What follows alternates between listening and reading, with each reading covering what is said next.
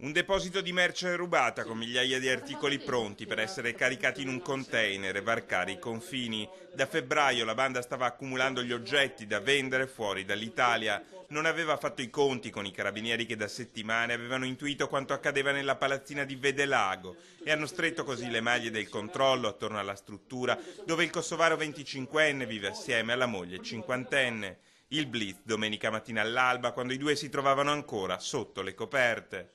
Dopo aver aperto la cantina, i carabinieri hanno scoperto una vera e propria montagna di oggetti rubati. Un vero e proprio bazar di refurtiva allestito nel garage e nella cantina di un noto pregiudicato kosovaro denunciato insieme alla moglie e al cugino. La merce risulta provenire soprattutto da cantieri edili, ma a quanto pare i banditi non disprezzavano neppure le sedi delle associazioni.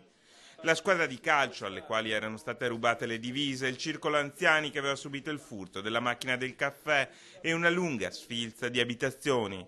Secondo i carabinieri si tratta di un metodo collaudato che a breve avrebbe previsto l'invio di un container nell'est dell'Europa con all'interno la merce rubata. Ha chiesto al proprietario dell'immobile un'altra cantina sfitta per far contenere ancora la numerosissima refurtiva. Per le vittime ora sarà possibile rientrare in possesso di beni e oggetti. Sarà sufficiente presentarsi in caserma con la denuncia sporta dopo aver subito il furto.